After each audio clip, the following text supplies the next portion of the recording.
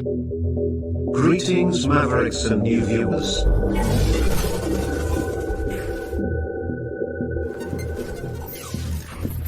Tonight, direct and live from the Maverick News Network World Studios. This is Maverick News with Rick Walker.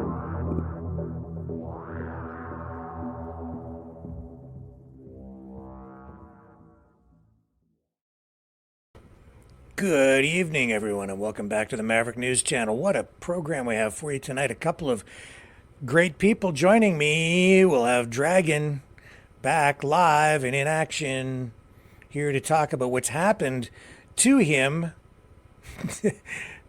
Not just what he's been observing, but actually what has been happening to him while covering the pro-Palestine protest encampment at McGill University. We're going to dig into that a little bit more because of some observations he made at the university yesterday and the day before, 2 days where he was kind of pushed off the property by protesters. We'll get into it. Also, the Northern Lights, huge solar storm brewing out there, and the first geomagnetic pulses hitting Earth now. It's apparently going to trigger one heck of a light show. The Northern Lights might be seen as far away as Texas this weekend. In addition to that, Vladimir Zelensky managed to dodge a bullet. Quite literally, there was an attempt to assassinate him. As a result, he has fired his bodyguard. We have all that, and if all works out, Carl Larson from Ukraine Defense Support will join us again later in the broadcast to help us make sense, give us more context, a better perspective on what's going on with that war in Ukraine. So, stay with me. On the other side of this, we'll bring Dragon in and we'll dig into the details surrounding these pro-Palestinian encampments at universities, which continue to grow across Canada and the United States. I'll be right back.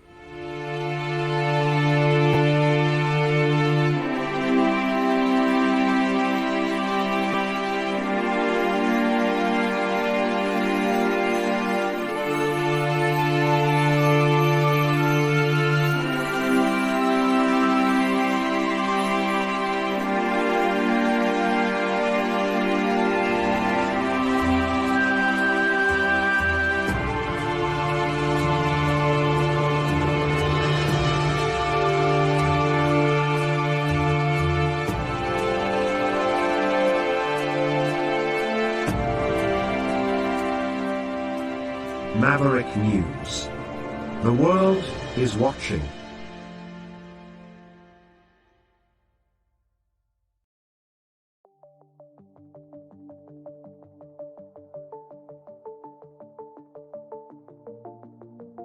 Greetings, brave Mavericks. Our quest for truth continues. We go beyond fake news. Together we expose propaganda. Together we pull others out of rabbit holes. We are maverick thinkers. We are all unique individuals, defenders of individual rights and freedoms, credible, trusted, grounded in reality. Maverick News, Maverick News. Defending free speech, free speech. Donate at freedomreporters.com. Do it now. Tomorrow may be too late. Maverick News. The world is watching.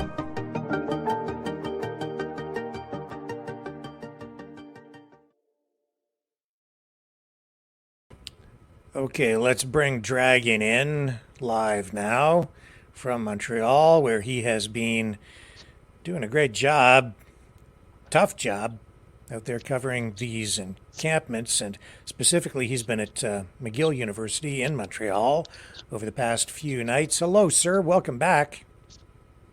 Welcome, sir. So, Happy to be here. yes, and tonight the coverage is going to be a little bit different because we're going to talk about what happened to Dragon last night and the night before, where protesters pushed him back, essentially. Not so much physically, but told him to get off the lawn. Get off my lawn! At McGill University. We're going to talk about why that sort of happened. But more than that, you've made kind of an interesting observation or two while covering the encampment. I'm going to throw it over to you, Dragon, and kind of let you tee this up. Well, at some point we have been witnessing some boards and you know those banner that was on display, right? And one of them was displaying the Irish flag next to the Palestinian flag, and in the between of them there were what you call the Triskeli or the Triskelion symbol, which is a Gaulish symbolism, right? And the symbolism of it, or the meaning actually, is the rising and the dawn of the sun, and basically all in the between of the day. So what's going on with that? I've been researching and digging into the whole thing. I've been even finding Hinduism meanings or origins from it, and also that it has been used by some division from the Nazis back in 1941, if my memory is correct. So I see. So some so of the there's a lot symbols to on dig into. display, some of the symbols on display that you were observing, you went in to find sort of the background, the history of them, how they've been used, what they really mean. And so this Yes, symbol specifically you're saying is something that you found with a direct connection back to Nazi Germany. yes. Well, actually, if I can show you on my other phone, it will be probably more easier. But this is the symbol that I've seen Okay. between the two flags. So basically, that I like symbolism. I like stuff like this. So basically, I was wondering what was the relation between the two, right? So this is where I kind of digged up into it, and I found some interesting linked or dots to make probably. And is there anything that we can probably assess about? Um, well, if you look into the division from the SS in Germany, was used by basically Nazis.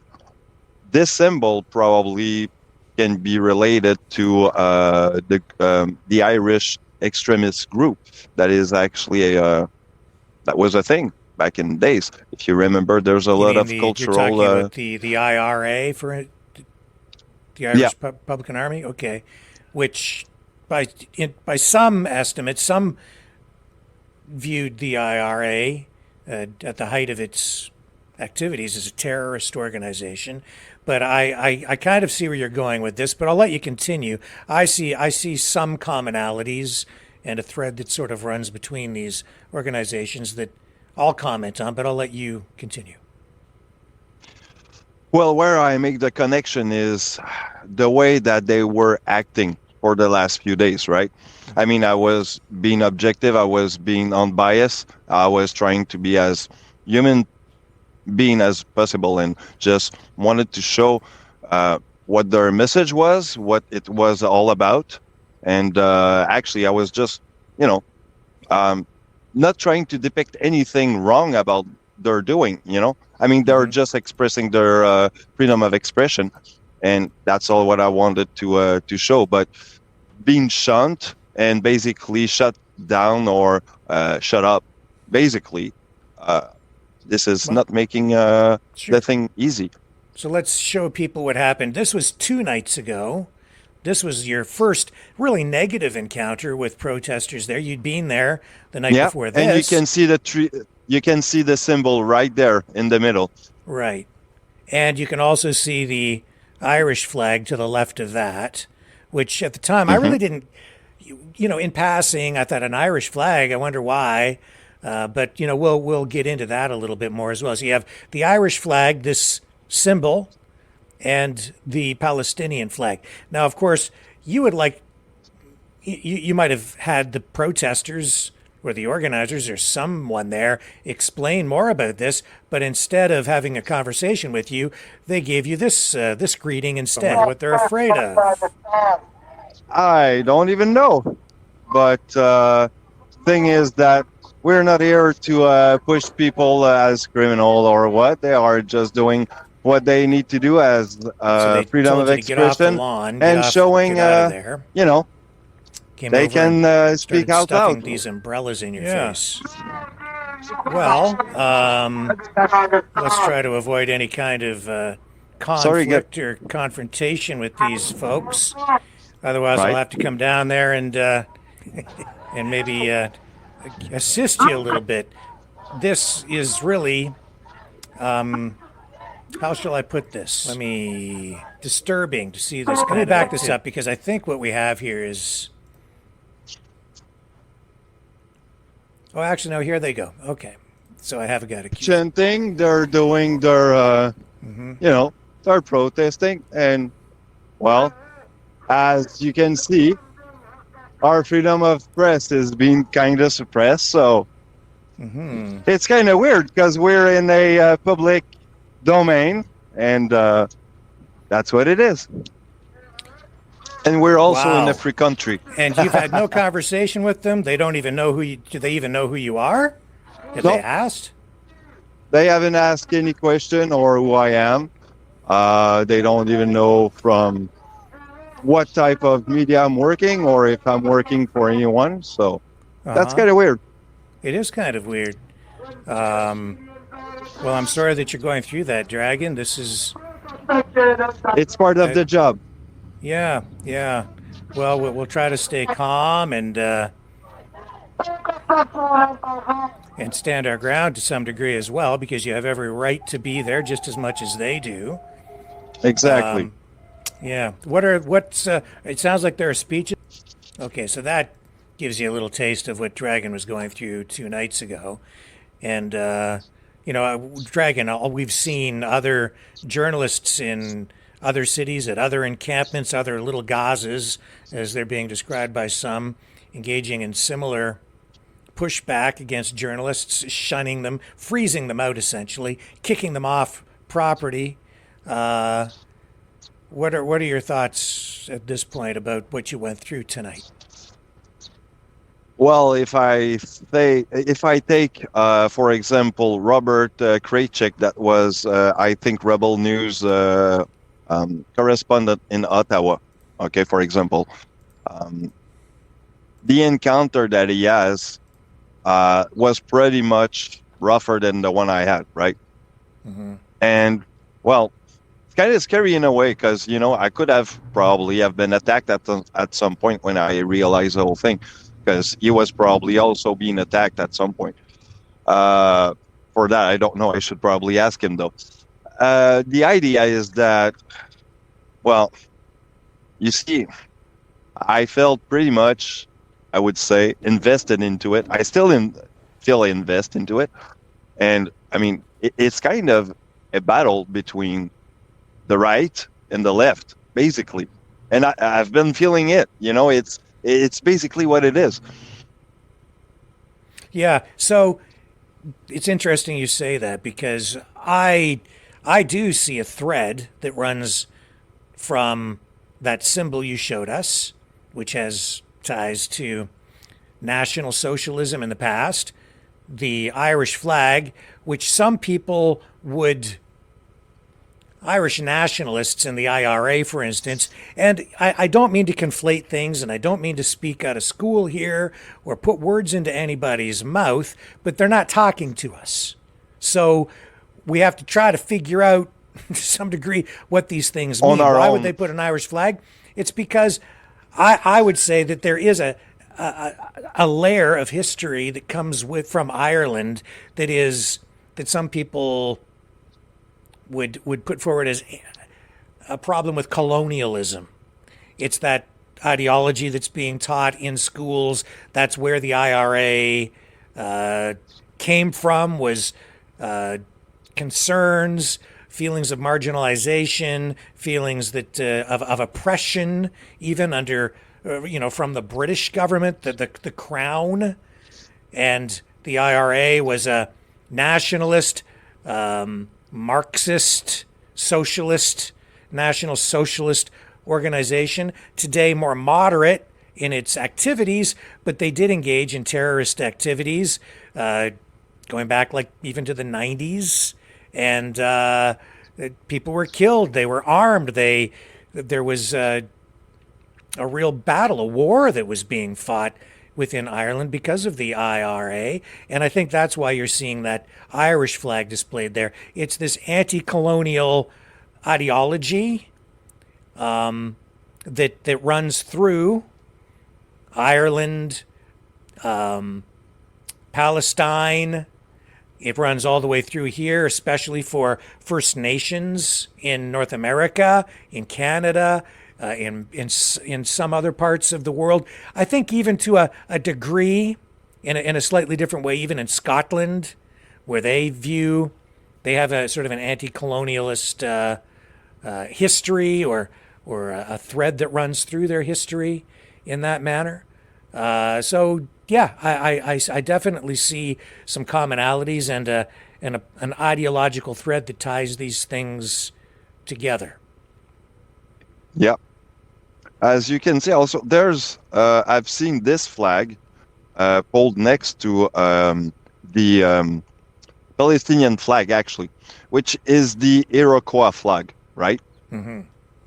So, making Yes, sense to what you just said.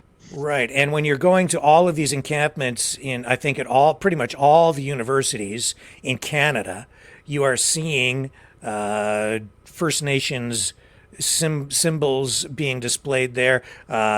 You're seeing First Nations people there and supporters of First Nations causes. And that is also because you're seeing this rise in Canada of anti-colonialist sentiment, ideology. It's being taught in schools again, and it's on full display here on university and college campuses at these demonstrations. And that's why you heard the chants, folks, right here in Dragon's coverage over the past few nights. Not just from the river to the sea, Palestine will be free. They've modified the chant there at times to be from Turtle Island to Palestine, occupation is a crime. Because, one of the first night, if you remember well, okay, one of the first night, one of the lady that did answer to us actually about the chanting about to the river, to the sea, she showed me something on the phone, right? What she showed me actually, and if I can come up with it, is basically the map from Palestine, right? And on this part, there's the river, right? Or the sea, actually, and there's a river in the between. And you can make all the sense that it's like Montreal, basically. It's a small island in the river. So if you push back the people on one side, what are they going to do? They're all going to fall down in the seas. For what reason? Mm-hmm. So basically, this is what you can make up out of it, probably also. Yes. And so the people that you did speak to were really people on the other side of the equation here. And they were the ones willing to talk to you pretty much. I think you got one guy the first night or second night there, I think, who was, and he was more neutral, but he seemed to be more on the protesters' side. Mm-hmm. But the other people had concerns, and they said that, as I recall the quote, and this I'm paraphrasing here, but they said that from the river to the sea, Palestine will be free is really a chant that means to wipe Israel off the face of the planet, and it's really a call to murder Jewish people. Thoughts on that? Yeah, basically, to me also, it sounds like a call to genocide. So as you can see, that's the geography of Palestine. So you see, that's basically what she showed me. So that's the way it is. you can make out any observation out of it, but this is probably what the meaning out of it is. And it's sad because, I wanted to get there and just have a good conversation, see what was, the meaning, and learn as a human being, because I'm not Jewish. I'm Catholic. I don't know much of their culture and mores and stuff. So, I'm trying to learn as a human being also. So that's the job of a journalist, being inclusive and also interest into other culture without having any bias or judgment. Now, I have to say as well that tonight I'm just receiving some messages here from people saying that we might be not running properly on the Rumble channels, and I don't know. It seems to be running okay here for me. I see people in the chat, and I'm just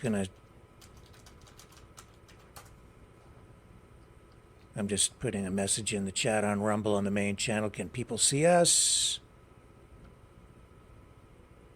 I see no live actually on my other phone. You're probably right, sir. Oh, Yeah. no. I see you, Solar Storm live. People refresh. Rumble's okay.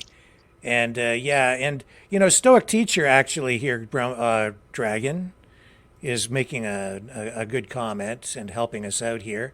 It says that symbol, the triple spiral, is a Celtic and pre-Celtic symbol found on Irish Mesolithic and Neolithic sites, and it is exactly. It is ancient, really. I'm not really well versed in 3,200 BCE.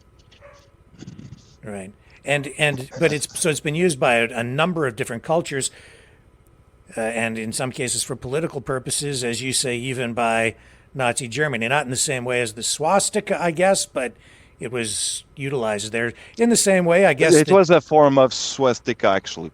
Yeah, okay. But a different one. Right. And I can probably show you the image. Yeah. And so, again, why it was on display here specifically, no one will talk to Dragon, so we can't, they won't. So this is the 27th division of the SS, which was using this symbol, and it is actually from the link that you can get from the Triskeli symbol. So it's interesting. Yeah, and I know, there's Laurie's a lot of link. And Laurie has been on the program a number of times talking about the history of some of those Arab nations and their links to Hitler and Germany in World War II. Of course, you had a number of countries, Italy. Even in the early stages of the conflict for a while, Russia was working with Germany until everything fell apart in their relationship. Well, Germany, actually, what happened is that they have betrayed Russia, basically. So this is why they had fallen right into the first curve of the Second World War. Yeah, and they went in and divided Poland up, and then we ended up with the Second World War afterward. But anyway, without getting too deep into all of that here tonight, the real larger issue is why they won't talk to journalists and what the ideology is behind that. And I would say that there's an authoritarian mindset that, and even an inevitable progression to authoritarianism when you have this kind of socialism at the root of what they're protesting for, where all of this comes from. This is a form of nationalism, and there's Islamic ideology that comes with the Hamas group. It's obviously very authoritarian. Hamas still seen by some governments as a terrorist organization. Of course, one man's freedom fighter is another man's terrorist. It depends on your perspective on these things politically. Well, if you, I mean, the thing is that Canada is a free country. You can say whatever you want till you're not, especially saying anything violent or advocating for violence. So the thing is that when you come here as someone from another country, you shouldn't bring your ideology of being like echo chambering or basically like not being able to show. We give you the permission to show and to be loud, basically. So what happened is that yeah, I've seen an ideology coming back here from their culture and shutting us down from there. Because what is happening is that well, they are living in a country where you cannot show basically your freedom of speech. If you show freedom of speech, you can be shut down by the government. There's a lot of things that can happen in Palestine. So is there any probable, for example, yesterday, the guy that says, do you have the best interest of the student at heart? That's the guy what he asked me yesterday. Sure. So I've got that queued up. My thinking is that is there a probable risk for someone living here in Canada that is probably like one of those students is probably are gonna go back in their country one day, right? But if their faces is shown here, right, it can probably endanger their life back home. So this is probably the idea. But I mean, if I cannot ask you the question, and if you don't answer me, this is the reason why, or if there's any other reason that is probably logical behind the whole thing, I cannot know. I cannot assess. I only can assess myself and make up any, any resolution out of it. Well, let's run this clip from that encounter. Actually, I'm from the press, so I have all the rights to be here. You can have rights all you want, but we don't want you on the lawn. Why? Well, maybe. I don't think that you have the best interests of the students at heart. Sorry? I don't think you have the best interests of the students at heart. Why is that? Do you have the best interests of the students at heart? I Ask do him what actually. authority he has. What authority you have to ask me to be off the lawn? Authority that I'm telling you to get off the lawn. Okay, because actually I'm from the press and I'm a free speech advocate. So, Great. Well, you can be a free speech advocate on the paper, please. or Well, why don't which ask reason? him what right he You don't has want that's you- more than yours? What right? What right you have more than I I'm am? just telling you to get off. I'm not the cops. I'm just telling you to get out of here. Right. Yeah, so Okay. who are you? Please He's, get out of here. you So have who no are right. you for those kind of right? I'm just a I'm not- citizen. I'm a Montrealer. There's As many, you? Listen, there are many places you can't go in as a citizen. You can't go into a professor's office. You can't go into an elementary school. You can't go into someone's house. Even with a press. That's because those are places of private property, and you don't just walk into somebody's office without permission. There, he's quite right, but that's not the point. The point is he he doesn't control that space. That's not his property. They've seized No. that common area where the public is invited really by the university to come and enjoy the space, and that's not his. So the real question is this your property? That's what should be asked of him ultimately. It's not, is this your lawn? Doesn't belong to you. So who are you to tell anybody to get off this lawn?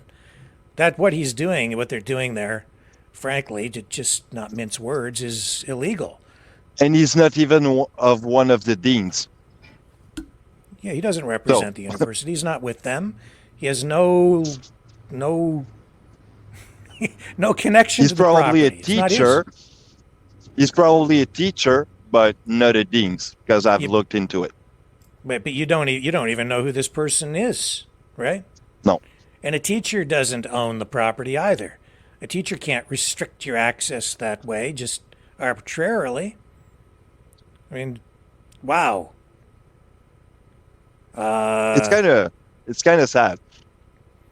It And makes it. I would say he looks like perfectly Quebecer type of guy. So I mean, to me, it's like you're a Quebecer or a Canadian, call it what you will, and we're in a free country, and what you're doing right now is shutting your own freedom of speech by shutting me down. This is kind of what can I do from it? Well, I think that these people, a lot of them, are not well versed enough in the issue that they're protesting for or against. They don't really understand the issues well enough to actually engage in a real conversation with you about it, or explain even why they are there, because you really were there in good faith. You just Yes. giving them an opportunity to say whatever they would like, and they chose not to talk to you. And they're doing the same thing to many, many other journalists, if not all journalists, except for, I think, maybe a few streamers that are not really journalists. They're just there to. I don't remember what the guy did call me yesterday. Something like a false or whatever type of journalist, or like a basement type of guy. But it is what it is, right? I don't know. It's you would think that if they're out there protesting, they would want to talk to the media, to explain what their position is, to be friendly, to win over the hearts and the minds. But their approach, and I've seen this over the years many times with protesters just like this. The truth of the matter is, mixed. Like the first couple of nights you were there, you really didn't have. First night, no problems. Next night, you're told now you can't go behind some tarp that they had erected, and why we don't know. And then, but It the took next about night, like 5 nights. Yeah, and 5 nights to go there to have some encounters and kind of scruffy type of. Yeah. so things have changed, and what we're seeing repeatedly on these campuses is you have what I would call perpetual protesters, even professional protest organizers who come in and sort of take on a leadership role, and then they start to direct these people where they're organically. There's a lot more going on with these protests than just a bunch of concerned students who don't want to see children killed in Gaza. It's not that. Well, actually, on the first day, okay, there were nothing really scruffy, but where there's like the square where there's the chanting going on, right?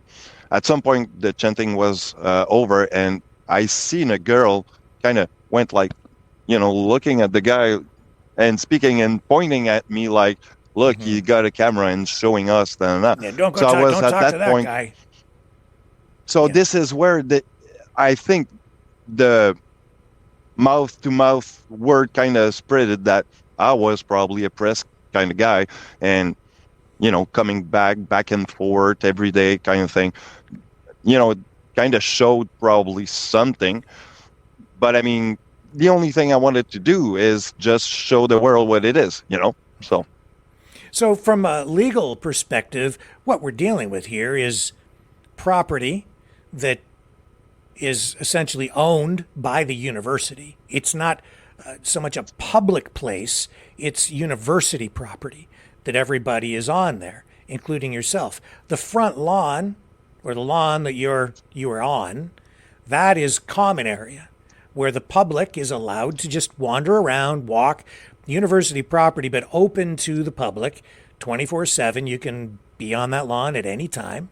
Anybody can go there. So you have every right to be there, just as that person who is confronting you has a right to be there. No problem. Not even so much a right, because it is university property. So I guess you could say it's a privilege to be there, but you're allowed to be there because the university allows the public to go.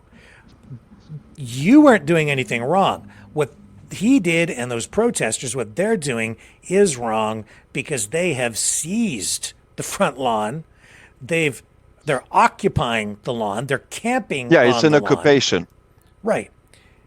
And so police are standing back, and you went and spoke to the police before that, and you noticed that they weren't on the lawn. They were off to the side someplace. That's because they will really only go in if they receive a complaint from the university, because it's not like a public roadway. It isn't some just crown-owned land. This is university property. So they're just standing back. They see that there is the potential for, there are public safety issues in place. So they're there to try and keep the public peace. So unless they need to intervene, they'll basically wait for a complaint from the university. University security Basically, was on site, though, right? It's city kind of turf. Yeah. Yeah. So Sorry? the university security was on site. Police also indicated to you that they were looking to university security to provide the first layer of public safety, and so security was kind of sitting back, and they've let this protest happen, right? And this occupation happen, but it has grown over time. It's evolving. Now they've become emboldened. Now they're restricting access to other people, infringing on people's rights, infringing on your right to freely move about and enjoy the same common area as all the other people there. They're saying, no, anybody can commit, but not you, and not you, and not you, and not you. They're picking and choosing who gets to come on the property, but they have no jurisdiction. They have no authority. And again, so as he's saying, get off this lawn, we don't want you here, under whose authority? Is this your property? And the answer is clearly no. He has no business, no right, no authority to say that to you at all. The only thing that allowed him to get away with what he got away with is that he's got a mob behind him. And so he's using intimidation and fear and the threat of, it conveyed, not explicit, but you can see that there's a danger there of escalation that could potentially become something confrontational and maybe even violent. So, of course, everybody wants to avoid that. So under those conditions, you leave the lawn. And that's not right. Yep. That's using coercion and implied threat, I would say, in order to coerce you and act like a dictator and kick you off the lawn that he doesn't own. He's just... there's a real irony in it, Dragon, because they're claiming that basically Israel is engaged in a big land grab and that they have no justification or legal right to have the state that they have, that's an occupation. So what have they done? They've turned around and they've seized the property at the university, which they are occupying, engaging in exactly the kind of activity that they're accusing somebody else of. Well, this is where I will grab the segue to the actually the Triskeli, right? In a certain way, you can go back to the Hinduism ideology, which goes to the term dharma, and dharma means actually a lot of things. And well, in one of the terms, it's basically like a term for a tooth for a tooth, an eye for an eye. So you can make it up what you want, but there's like some ideology thing behind that. I would say. Well, I'm sorry for my very Hinduism. hard. I'm trying very hard to be, impartial with all of these things. I absolutely support people's right to free speech, freedom of expression, freedom to, I think everybody should have the right to protest. But there's a line. There are limits to these things.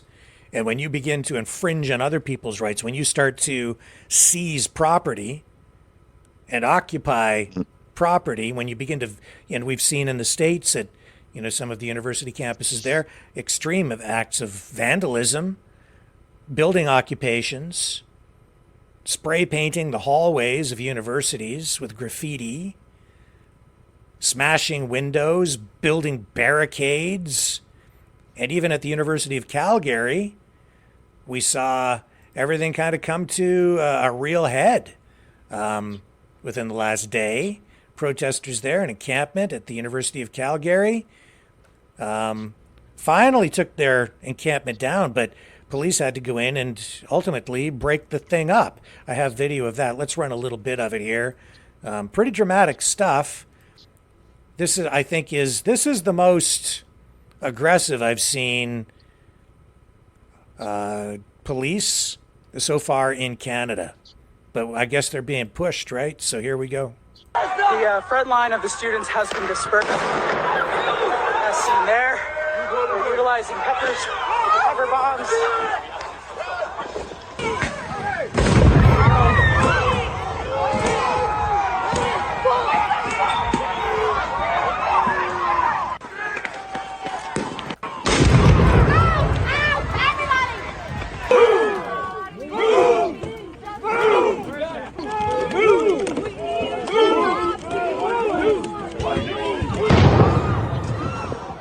Whoa, we just had an explosion.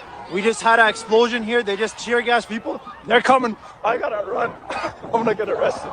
Okay, they're shooting. They're shooting. They're shooting. They're shooting. Oh God. Oh my God, they're shooting. People, let me get this at a better angle. Look at that. Look at that. They got guns. They got guns pointed at people right now. Okay. No, I would think that Okay, I got the tear gas in my eyes. You brother here. Another explosion right there. Another explosion right there. They're throwing big bombs, big tear gas bombs at us. No, look at the people. Bombs, they're tear gas canisters, They're getting the people bad. Lanatullah alayk. And these kids will be traumatized for the rest of their days, in a way, because it's kind of traumatized, seeing like a court of police coming on to you and move. It's like, oh shit. I mean, I would be traumatized for the rest of my day seeing this. Well, I'm sure they won't forget it. The description from the videographer, I think, was not entirely accurate. And I'm not sure, but I sort of doubt the cops were going to use, if there were any shots fired, not live ammunition, maybe rubber bullets. Those were not bombs. Those were tear gas canisters and flashbangs to make things uncomfortable for the protesters. It's unfortunate that things come to that point. But again, they were there for days, and it is university property. So basically, they're trespassing and engaging in other illegal activity. And if they're not going to move, and the university asks police to move in, it kind of comes to that. And I would go beyond that, and I would say that in many instances like this, as I've seen over the years, these kinds of protests, which honestly, there's every indication that this is being driven by the progressive political left in this country, and some from the, I would say, the ideological extreme right converging with national socialist ideology kind of blending together and uniting them on this particular issue. But these people have been in many. This is Antifa. This is Black Lives Matter protesters. The Occupy this, the Occupy that groups, and that's what I say. We're seeing faces in the crowds here who have been at many other protests over the years, who are stepping up and kind of taking on authoritarian leadership roles where they just, by assuming a place of authority or making it look like they're in charge, they get these students to kind of just go along with whatever it is that they tell them they have to do. Police kind of chasing them out here. And I guess there were 5 people arrested there at the University of Calgary, which is, again, unfortunate, Dragon, but I'll throw it over to you for your thoughts on that. Yeah, it's unfortunate, and actually, I think it doesn't have to go this far, right? And if you can draw a conclusion with what happened, for example, with the truckers, that has been, I think, 3 weeks in Ottawa before the cavalry comes into play.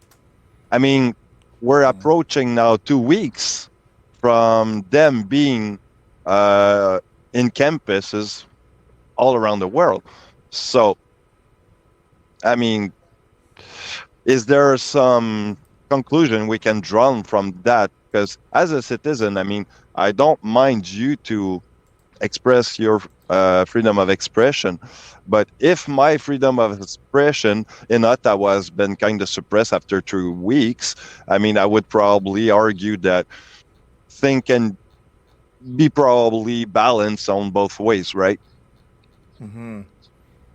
Sorry to say, but well, it would be in my view, it would be a whole lot easier to win people over to your side if you were more welcoming and include people and not take someone like yourself and just automatically exclude you. It's an opportunity for them to make a friend and take advantage of your offer to share their messaging. But instead, we're getting. Oh, it would have been an opportunity for me also to learn things from another culture that I'm kind of unfamiliar with. So, as a human being, right, I'm inclined to learn. And as a result, too, we're seeing, unfortunately, Jewish students feeling very intimidated as well. Now, this was actually from yesterday, but we didn't run this clip. I'm going to run it here tonight. This is a law student from the University of Windsor who just graduated, actually, I believe. Her name is Sydney Greenspoon, attended a news conference on Parliament Hill yesterday, which is timely because they just established another new encampment at the University of Windsor within the last 24 hours, as I understand it. So another encampment beginning to take hold there, take root. And this is a student in Ottawa talking about her experience on campus and what she's dealing with. Let me bring this up for you. Here we go. All right. Sydney Greenspoon.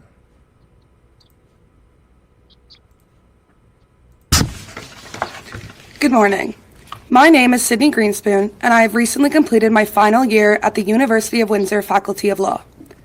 This past year, I served as co-president of Windsor Law's Jewish Students Association, the only Jewish organization or club on our campus. Today, I am here to share my story as a Jewish university student in Canada. UWindsor, like many other campuses, has become an unsafe place to be Jewish. It is a campus that allows anti-Semitism to flourish, causing the few Jewish students it has to suppress our identity. The failure of university administrators to protect Jewish students has allowed this hateful climate to thrive. Anti-Semitism did not begin on October 7th. However, since that horrific day, Jew hatred on university campuses has surged to unprecedented levels. Here are but a few examples of the way my university administration, professors, and peers have supported the unjust discrimination of Jewish students this past year. On October 7th, when Windsor's Jewish Students Association posted a statement of solidarity with Israelis on Instagram, the Student Law Society demanded almost immediately that it be removed. At the same time, the SLS informed all campus clubs of a new and, in my view, discriminatory rule against any politicized posts. We fought back, and the SLS ultimately rescinded their rule. Okay, so that's Wow. one clip from her. She continues here. Let me just bring this up. Palestinian Solidarity Group held their first of many rallies. Windsor's Palestinian Solidarity Group held their first of many rallies on October 10th, a celebratory event to mobilize for the Day of Resistance, with posters depicting the very same Hamas paragliders involved in the massacre of over 1,200 innocent Israelis. Rallies such as these that glorify violence and so-called die-ins held on campus became a normal occurrence, with no condemnation by the administration, despite the constant disruption to the academic environment and direct intimidation of Jewish students. I have personally heard "Death to the Jews" chanted in Arabic and seen posters with crude rhetoric like "Save from Nazis to become Nazis." I have been told that I am not welcome at certain events on campus as they are explicitly anti-Zionist. I was effectively shut out from the student debate on adopting the boycott, divest, and sanctions movement at UWindsor, which was ultimately adopted. When the Jewish Students Association participated in a Clubs Day event, we were verbally harassed, threatened, and called murderers by other students. We fled the event in fear of our safety. After reporting this incident to university authorities, we were told that nothing could be done. And one more. A recording of Jewish students' interview regarding Holocaust Remembrance Day on the student-run radio station CJAM was abruptly removed as students were greatly upset that the Holocaust was discussed without reference to the war in Gaza. Many law professors intentionally depart from the curriculum to demonize the only Jewish state and agitate with false, radical, and outlandish anti-Semitic rhetoric. At an on-campus event, one professor was met with applause from students after boasting about telling a Jewish student that he hoped she would not return to his class as he was unable to provide a balanced view on Israel and Palestine, insinuating that Zionists were not welcome in his classroom. As demonstrated here today, my story as a Jewish university student is sadly not unique. As a proud Canadian, I've always stood by our values of equality, tolerance, and respect. My fear is that the irrational Jew hatred that is permeating our society, especially within our universities, has begun to erode these values and the rule of law. Thank you. And I can only say that, from my perspective, I would love to still talk to these protesters and to provide some balance, equal perspective. Yeah, me too. Yeah. It's kind of sad because that was my duty, actually. Go there, have their perspective, and bring it on. Yeah. But, yeah. It's kind of sad. And I'm sorry for her that she had to actually live with that. And as a good thought for your mind, it's to ask yourself, where is this country going right now? So. Yeah. Well, all of this ties in, as we've said before, this ideology, the anti-colonialist ideology, the chanting from Turtle Island to Palestine, occupation is a crime. It's a call for the return of all land to indigenous peoples, Turtle Island being all of North America and part of Central America. This is worrisome. I'm seeing convergence happening here. I don't know how far along it is, but I'll tell you, in the last year, I've seen a lot of things that have really surprised me politically in this country, where I never thought I would ever see the day where we're seeing this level of anti-Semitic rhetoric out there, and attitude, bigotry, prejudice, division, fighting. I never thought I'd see this in Canada, but here we are. It's really blowing my mind. Yes, it is mine too. I mean, mine is blowing, and I don't know what to say, but guys, we need to be more open. We need probably just to not only open our eyes, but our minds, because if you don't expand it, you just stay in an echo chamber, and you need to learn. We all need to learn, culturally speaking. So, well, and be accepting. A lot of people are seeing this war over in Israel, Gaza, this conflict over there is something that isn't really our war, that it's not really supposed to affect us. But here it is. Because it isn't really just about Gaza, in my view. This is a global struggle. This is part of the Third World War that we're already engaged in. We're already fighting this war, just in a different way here in Canada, in the United States. The war is on these university campuses, and Canada is involved, whether we like it or not. And I'd say the same thing goes for this conflict in Ukraine as well. Yeah, it's a cultural war that we're living here, most of all. But, I mean, the tension is palpable in a way, and you can probably feel that in not so long from now, in a soon and near future, it might be more than just that. It might get to a kinetic situation, which I wouldn't like to have. Well, here in Canada and the U.S., we're seeing the war being fought in through protest, through information warfare, through cyber wars, cyber warfare. In fact, even out in British Columbia, The government there has acknowledged that there was this huge cyber attack that affected government networks. This was stuff that happened back last month, but tonight they're indicating that this cyber attack came from some sort of state actor or state-sponsored actors, which means that it's a foreign government that put the government, the British Columbia provincial government computer infrastructure under attack, but they're not revealing exactly what they know or where it's coming from. They're just acknowledging that it was some sort of foreign entity or government, some foreign state that targeted and went after British Columbia's computer systems.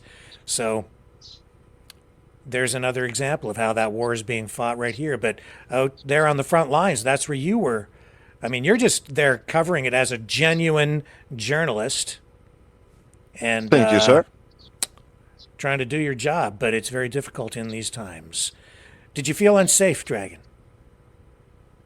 Well, not really. I would say that, well, the only night that I was feeling unsafe was probably 2 nights ago when it was rainy and we had like 5 or 6 umbrella around me. So yeah, this is probably the most intense moment that I had.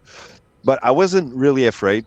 I was just doing my job, and I mean, I was being polite. So I would have argued that if I'm staying polite, I would probably not have any problem or altercation, if you will. But you know, it's kind of, it's a risk, you know. I mean, anyone with a unbright mind or more extremist type of way would probably have just jumped on my stuff and take anything. But I mean, it's part of the job. I know how to defend myself, and I mean, Well, it's not what I want, but yeah.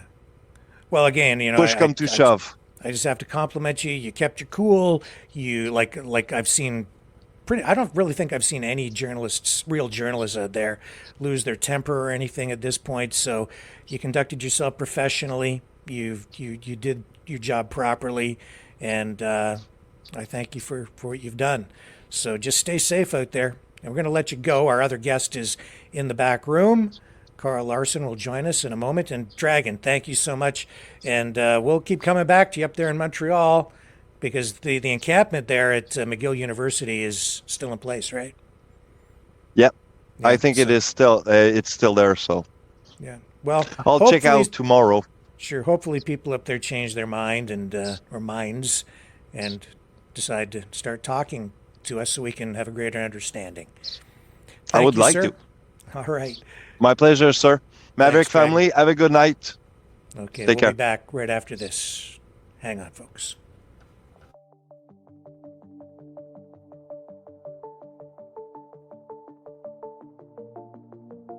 Greetings, brave Mavericks. Our quest for truth continues. We go beyond fake news. Together we expose propaganda. Together we pull others out of rabbit holes. We are maverick thinkers. We are all unique individuals, defenders of individual rights and freedoms, credible, trusted, grounded in reality. Maverick News, Maverick News. Defending free speech, free speech. Donate at freedomreporters.com. Do it now. Tomorrow may be too late. Maverick News. The world is watching.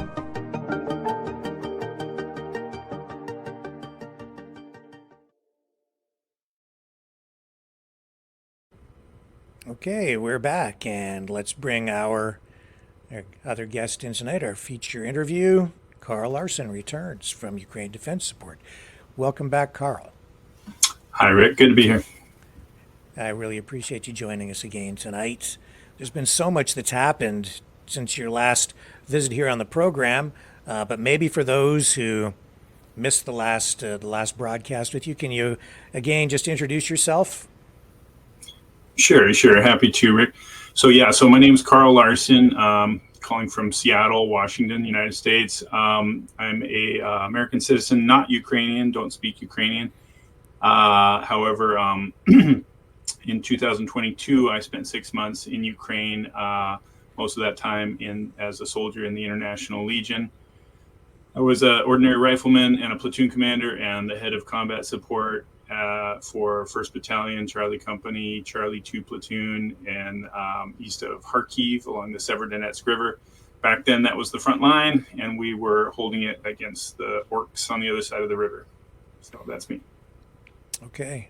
So now you're, I guess, trying to help raise awareness and bring your perspective on this war and why you think that Canada, the United States, the West, NATO needs to continue to support Ukraine in their efforts. Just since your last visit here, we've seen so much develop. We've seen these tactical nuclear weapon drills with Russia, which raised a lot of concerns. I'm going to throw it to you, though, because so many different subjects that we could talk about. What would you like to start with tonight? I just don't know where to begin. Well, it's a big topic. I mean, what's going on in Europe now is unprecedented since World War II, and so there's a lot of different aspects of it we could cover off on. But so we should definitely talk about the nuclear weapon threats and extortion, and how we in the West should respond to that. What's worked in the past in responding to threats from the Soviet Union and from Nazi Germany, and what didn't work in the past. So we'll definitely talk about that. Just to finish up though, so after returning to Seattle after 6 months of the front lines, so I started a group here, Ukraine Defense Support. We're a 501c3 nonprofit. We've raised about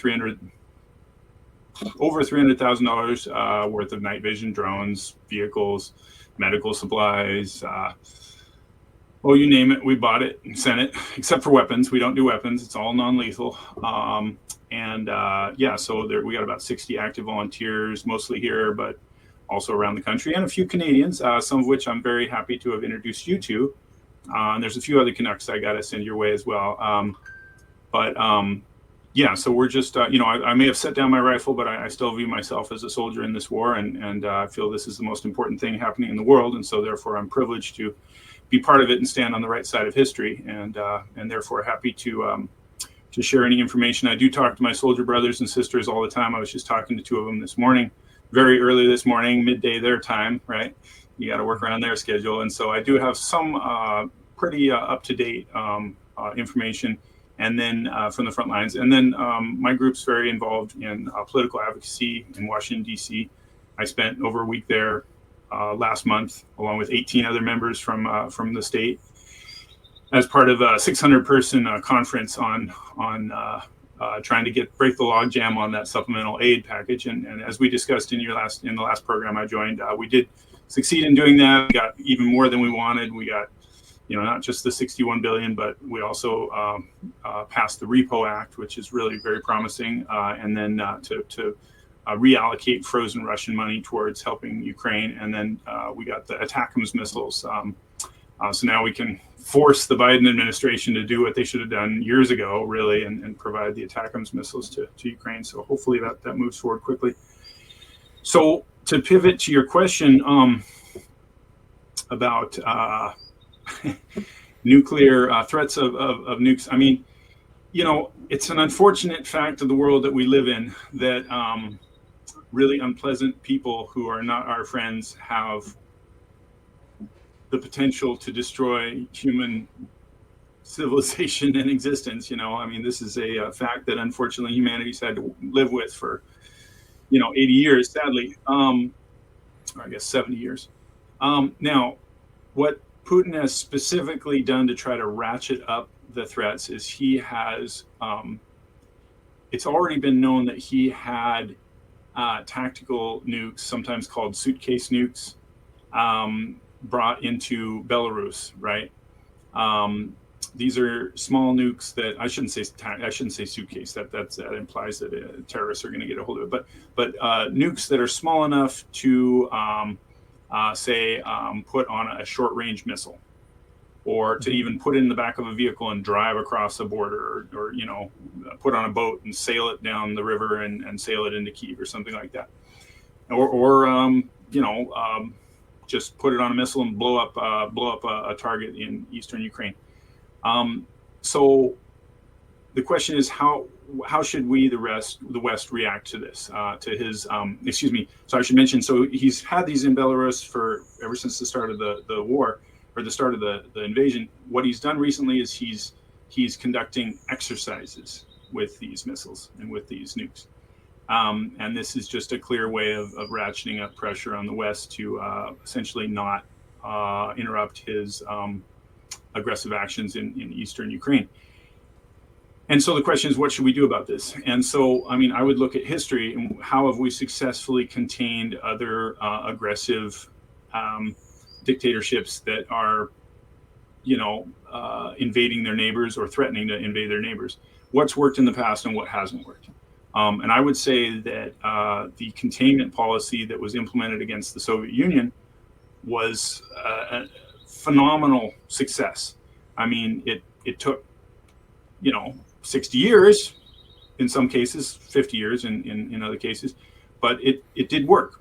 And it's, as far as I know, the first time in history that a empire collapsed without invading its neighbors first, which is quite an accomplishment. I think we have a lot to owe to the leadership of Reagan and Thatcher and the other strong leaders in the West who said, enough is enough. We can't kowtow to these people. We have to call out evil. This is an evil empire. Tear down this wall, right? Those are famous words, controversial words at the time, I should point out. Yes.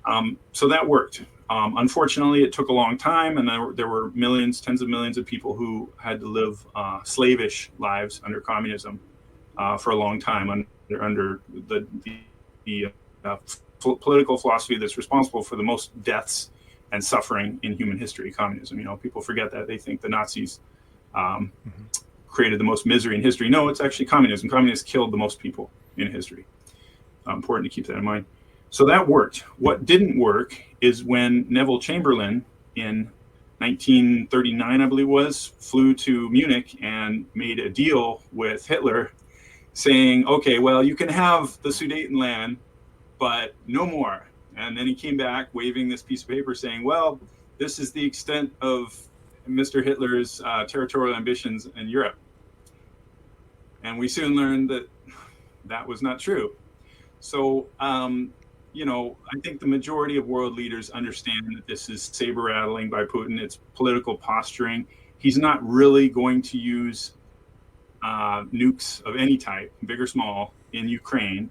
I mean, you can say a lot of bad things about Putin, and I have, and I will, but he's not dumb. He's not stupid. He's not going to do something that is going to be counterproductive to his efforts to hold on to power. And he's not going to do something that is going to hurt his war aims in Ukraine. And if you Google the matter and you look at, well-known military historians and military analysts, they are pretty much unanimous in stating that using nuclear weapons in Ukraine would not hurt, or they would not help the Russians. They would hurt the Russians. I mean, let's say, Putin decided to use nukes in Avdiivka or Chasiv Yar. Like, first of all, he would have to evacuate all of his soldiers, or the vast majority of them, out of the area, and which would be a big red flag. And then let's say he blew up a concentration of Ukrainian command posts and ammo dumps and marshalling yards for their vehicles. Okay. First of all, there's going to be a huge radioactive no-go zone that his troops are not going to want to enter, even with NBC gear. And we trained for that in the U.S. Army when I was in the U.S. Army 20 years ago. But I was told if you had to put that stuff on, you better lean down and kiss your you-know-what goodbye, because you do not want to be in a nuclear blast zone. Maybe on the outskirts of it, you might be okay for a limited time, but so that's a problem. But a greater problem to Putin is the international condemnation that would occur after breaking the nuclear taboo. It's called the nuclear taboo, right? Only one country has used nukes in wartime, and that's the United States. And I think most reasonable people recognize that it was a good thing that we did, that we actually saved a lot of lives. We saved a lot of Japanese lives, frankly. They estimated it would take a million American dead to take Tokyo, but millions more Japanese would have died. I mean, they were giving them sharpened sticks to defend, and they didn't have bread to eat. They were eating sawdust at the end of the war. So and each other. So using nukes in that circumstance, I think was a mercy, frankly. Maybe some Japanese people would disagree with me, but but for someone to break that nuclear taboo now, I mean, I could see ISIS doing it. I could see Al Qaeda doing it.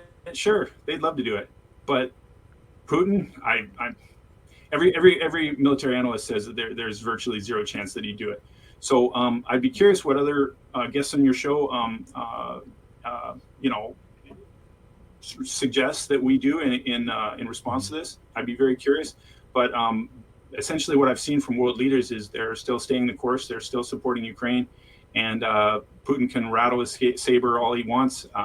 They're still going to keep doing the right thing.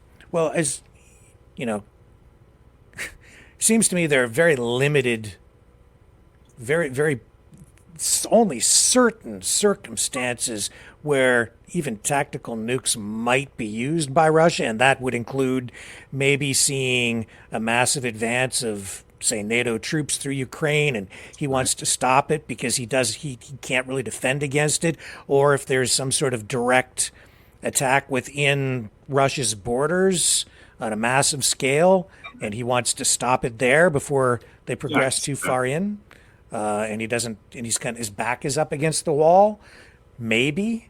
But even then, it's very risky. It's difficult to use them in a way that would be advantageous to him because he might kill his own people. Yeah, so you pointed out they work a lot better in defense, especially defense of the homeland, than they do in offense. Mm-hmm. And this scenario that we're involved in right now, these drills, it seems to me it's just PR. It's like sending a message, don't send NATO troops in here. I think that's what he's trying to convey. Yeah, and I don't see NATO troops. I mean, I know Macron said some stuff. I know that some other countries have kind of puffed out their chests and said some stuff. I don't see maybe a few advisors here and there, but I don't see. I mean, I'm sure the CIA is in there already quite extensively, mm-hmm. But I don't see us having boots on the ground in Ukraine anytime soon. I don't think the NATO alliance would agree to that because, of course, that would be a cause belli to Russia, and as soon as one of those troops was killed, then there'd be a lot of backlash, and people would ask questions like, why are those troops in there? Why are we, there's such a thing as providing support to an ally and doing the right thing. But then there's also, directly declaring war without declaring war. And so you have to walk that line. I don't see us sending troops. Yeah, that's why I think it's important to have you on here, because you're providing a totally different perspective on this than we're getting from, other, I would say, pro-Russian pundits out there, who I'm hearing say Ukrainian troops are pretty much decimated. The war is pretty much over. It's pointless in sending the aid over there, and it's only a matter of time if this continues. Very, very soon they'll have to bring in conscription or the draft, and you'll have to send your sons and daughters to fight on the front lines in Ukraine. Is this a war that you really want to fight on behalf of Ukraine? We should just give up now and just withdraw. So I'm very interested, and that's really what we're hearing, right? We should close all of our bases. We should never annoy Russia in any way in the future. They're our friends anyway, right? Sure. And I would like better relations with Russia. I certainly would. But, I also understand the realities of geopolitics, and nation states do things that they think are in their best interests. And in this case, Putin is, he's building the bricks and building a parallel economy. It's an economic war as much as anything else. And what we're seeing happen in Ukraine is, well, it's I'm going to throw it to you and just let you explain your perspective. We're not going to see a conscription? You don't think we're going to see a draft as a result of any of this? Well, you mean here in North America, in Canada, and the U.S.? Or yeah, because they're saying that they're running out of troops in Ukraine. So the only way to continue the war is to send NATO troops, and that means sending our guys in. There's plenty. Listen, in Lviv, I was pissed off when I got demobilized. I was bloody and hurt and had just seen some of my brothers killed. And I go to Lviv and there's all these, Kyiv was reasonably locked down, and Kharkiv was definitely locked down. But, in Lviv, there was a bunch of young, fit guys out playing Frisbee at the park, at Taras Shevchenko Park. There's this big park in downtown Lviv. And I remember walking by and giving them the evil eye. And, Ukraine doesn't have inexhaustible supplies of manpower. Neither does Russia, by the way, although they'd like you to believe they do. Russia does have a lot more fit fighting age men to draw on than Ukraine does. But Ukraine still has reserves. They still have people. They're trying not to call up. They're trying to call up just enough guys. Like Israel made this mistake, right? After October 6th, they called up too many people, and it really hurt their economy. And so then they dialed it back and sent a bunch of them home. I got some Israeli friends. They're like, yeah, I went to the marshalling yard, hung out there for a week, and then they sent me home. It's stupid, right? Because, there's a balance there. If you call up too many of your citizen soldiers, your economy is going to suffer. And so Ukraine finally passed this long-awaited, long-delayed mobilization order. And so they're going to get more troops. Is it going to be enough troops? I don't know. It's a good question. And Russia definitely has been mobilizing. And like I said on the last program I was on, they, after that big presidential election, it's kind of a rubber stamp. But after Putin was reconfirmed as president, they quietly mobilized another couple 100,000. And now they're being trained up. As I predicted, late May, early June, they're going to make a push on some major cities. I'm not going to say which cities, but it wouldn't come as a big surprise to anybody following. And so now they're doing that. They're trying to push. They're actually getting an early start on it because they want to take as much ground as possible before those HIMARS arrive, basically. And so it is a concerning situation. Does it mean that Ukraine's going to lose the war? I mean, no. It means that they'll be somewhat more limited. They won't have as much free reign to, say, plan another counteroffensive like they did last year. I doubt there's going to be any kind of a counteroffensive in 2024. If there is, I hope it's planned a lot better than the last one.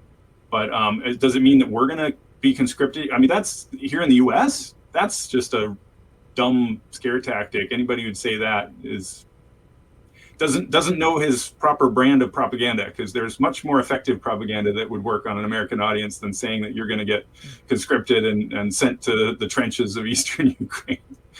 I don't think that would really fly.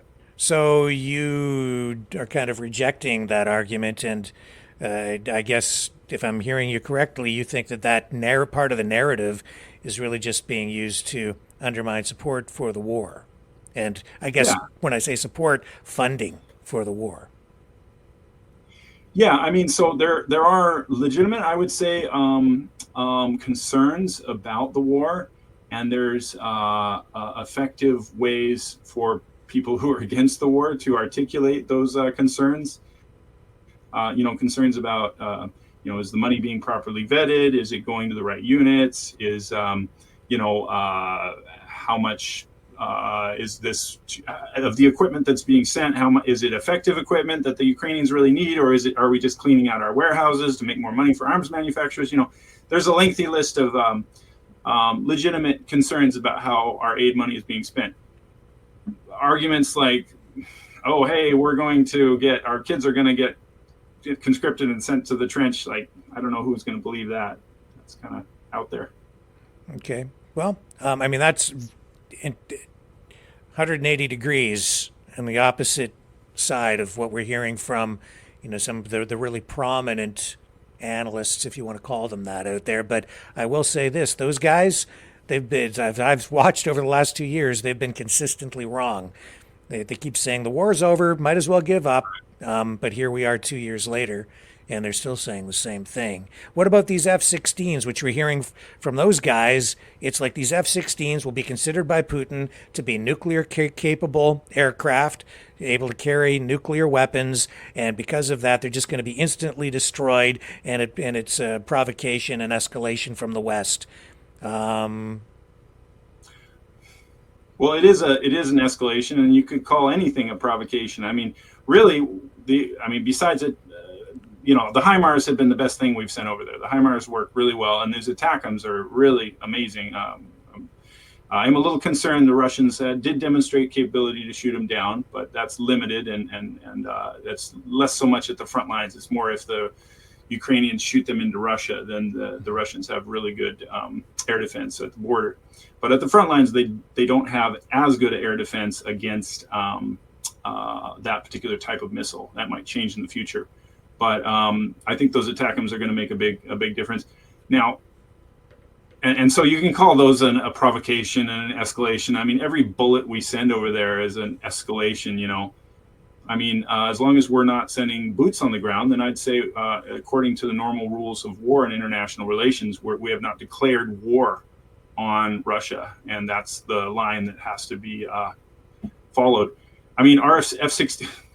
So first of all, F-16s. Okay, so I'm not. Maybe call me a ground pounder. Blame my infantry roots in the U.S. Army and then over there in Ukraine. But I'm not a huge. I don't think the F-16s are going to make a huge difference in this conflict. I think they'll be helpful, sure, and they'll be a symbol of American technological superiority, and maybe we'll get some good test data out of it.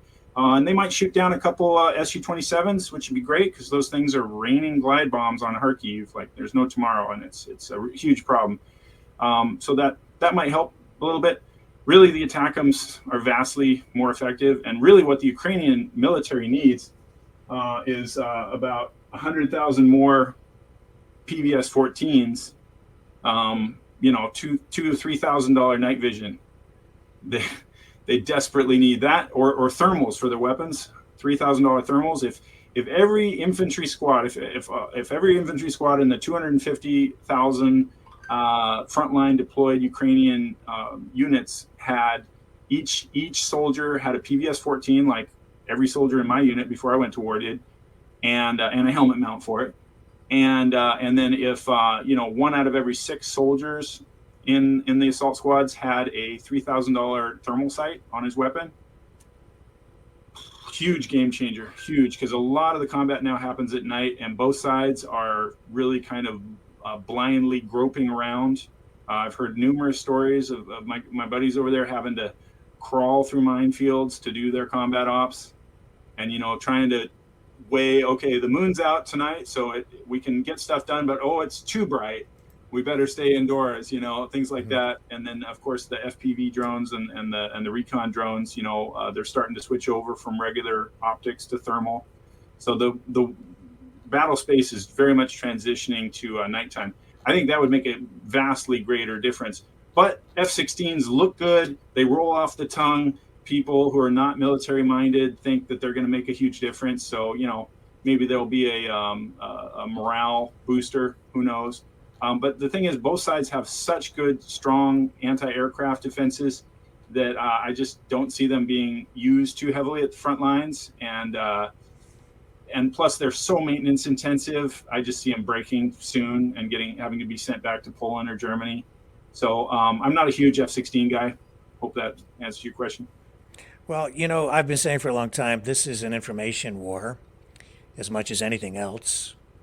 That might, I think, actually be the main front line, especially where Russia is concerned. And I have to tell you, I think you're losing the information war. That's badly, true. Very, very badly. And I'm just looking in our chat here tonight, and you don't have a whole lot of support here, sir. So I'm going to throw it to you. Why should people care? I have to say too, I'm going to preface this way. I can't think of a time, either in my lifetime or before that I'm aware of, where there has been so much public pushback against people's own country. Where, this is essentially a pro-U.S., pro-Ukrainian alliance, right? NATO, and there's so much anti-NATO emotion, I think, involved here, and it's a result of the information war. People, you justify it.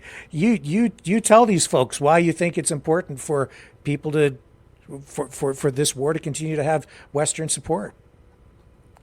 Well, so you point out that there's a lot of people, especially conservative folks, who unfortunately have been very effectively propagandized against their own national interests.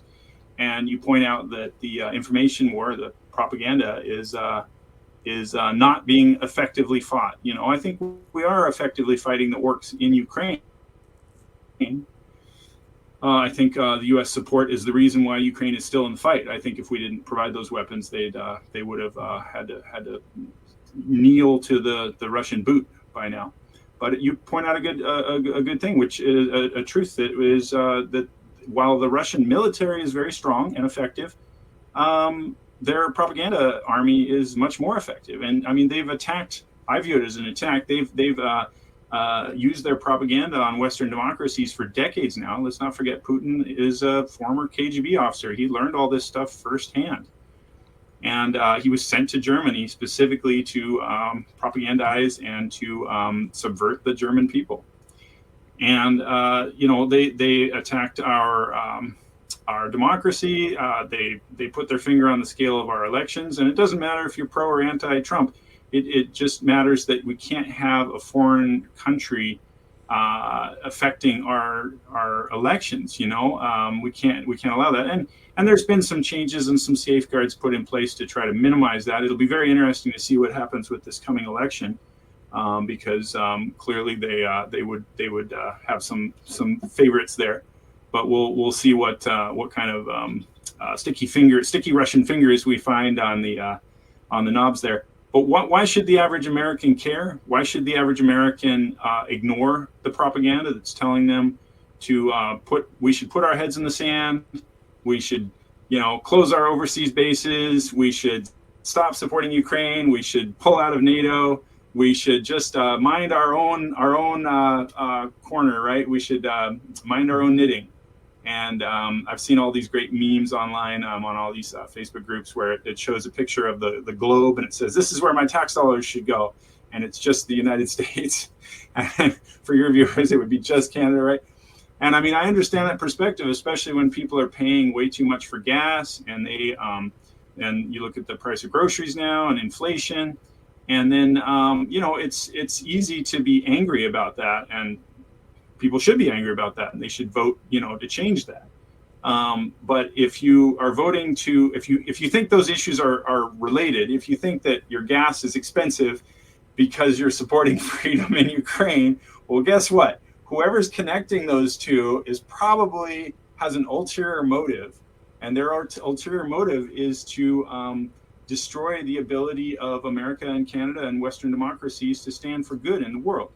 And I mean, Hitler was not a dumb guy, but he was not very smart when it came to propaganda. If you look historically, he tried to, he had kind of an abortive effort to activate German minorities and German immigrants in other countries. Of course, he did that very successfully in Czechoslovakia. And he tried to do that in the United States. There's a famous rally in Madison Square Garden in, I believe it was 1938, that over 100,000 people showed up at. But he didn't really do it effectively, and nowhere near the way Putin is doing this. And Putin is much smarter about it. The way Putin does it is he identifies existing grievances, existing problems and divisions within society, and he supports the extremists on the far left and on the far right. And then he amplifies existing problems. So like I said, people are upset because their gas is way too expensive, and they see the policies of their government is making things worse, not better. And they're angry about this, and there was a contested election, and they feel their voices are not heard. And if they try to speak up about this, they're just shouted down, right? Told that they're deplorables, and if they question the situation, well, they must be racist or sexist or another ist, right? And so they should just shut up. And so of course they're angry about this, as they should be angry about this. But then they have to realize that anytime you're angry, you're susceptible to being manipulated. And the way Putin's propaganda works is it says, you're angry about this problem, this divisions in your society. Well, the solution to that is to stop supporting these people overseas who are fighting for their freedom. And if you think about it, there's no connection. Just like supporting England in 1940 and 1941 before the United States joined the war on England's behalf, that was in our national interest. Supporting freedom around the world is in our interest. Now, did we have a lot of problems at that time and a lot of domestic concerns? And could we have spent all that money on other things? Yeah. I mean, during World War II, the maximum tax rate was 90%. It was crazy. Could we have built our own economy instead of sending all those ships and all those supplies to England before we entered the war? Yeah. But was it the right thing to do to support them in 1940 and 41? I would strongly argue, yeah. And I think most Americans and Canadians would agree that it was the right thing to do. And so that's my argument. I'm not going to delve into a bunch of data and say, hey, we're going to, sending ATACMS to Ukraine is going to boost our economy by this much, or, there's other financial reasons we should do this or whatever. No, none of that really matters. What matters is doing the right thing. And I would say, I would appeal to your listeners. I mean, feel free to write in the comments, give me rational, logical reasons why supporting Ukraine is not the moral thing to do. Like, don't say, oh, we should spend our money securing the southern border. I totally agree we should secure the southern border. But you know what? Stopping supporting Ukraine is not going to secure the southern border. Those issues are not linked. Again, they're not linked. And we should do both. We're a big, rich country. We should be able to chew gum and run at the same time. So give me a logical, moral reason why we shouldn't support Ukraine. I'd be curious. Sure. I mean, I personally, I didn't want the war to start. I'm not in favor of wars, but now we're into the middle of this thing. And I do see that if Ukraine falls and Russia, say, takes over the whole country, I see real problems that will develop here in the West. I see the cracks that have developed in NATO maybe becoming a lot worse, and maybe even NATO breaking apart. But I'm not going to sit here and just spout off with my opinions. You tell the audience, what, in your view, would happen if Ukraine falls back into Russian hands? Well, I'm glad you asked that question. I've actually done quite a bit of research on what would be the likely consequences of Ukrainian failure, Ukrainian loss, Ukrainian defeat. And I don't talk about this subject with the members in my group, so I look forward to talking to you about it, because I don't want to. Ukrainians have a very emotionally invested interest in their country succeeding as a democracy, right? So this is a topic that is not really easy to have with them, in my experience. But I think it's important for cooler heads to consider all possibilities. What is it they say? Hope for the best, but prepare for the worst. And so what would it mean if Russia conquered Ukraine? So, and this is, by the way, entirely possible. The flow of arms could immediately end at any time, perhaps with a change of administration, or there could be a major event like Zelensky. There's been over a dozen assassination attempts on Zelensky, and they could get him. They could get him at any time. That would make a huge negative blow to Ukrainian morale and Ukrainian ability to fight. And in fact, he just fired his bodyguard because of this most recent assassination attempt. So that is something I was going to talk about tonight, but I didn't mean to interrupt you, but I'll let you continue. I actually hadn't heard that. I'm going to have to Google it. So very interesting. There's been a lot of assassination attempts on him. Putin sent several kill teams to Kyiv in the opening stages of the conflict, but he's been steadily sending assassins that have been more and more and more sophisticated throughout the conflict. So As I understand it, Zelensky is one of the most heavily guarded men on the planet, which makes his ability to lead his country much harder, of course. So anyway, so Russia could indeed win. They could. So what would a win by Russia mean? Well, so the most likely victory would be a gradual successes on the battlefield, leading to a ceasefire that would harden the Russian positions within Ukraine, and therefore de facto causing the roughly 18% of Ukrainian territory that's in Russian hands to become essentially part of Russia for all intents and purposes. It would probably be decades before they were officially confirmed as such by the United Nations, but for all intents and purposes, they would be, much as Crimea is today. So that's let's say phase one, option one.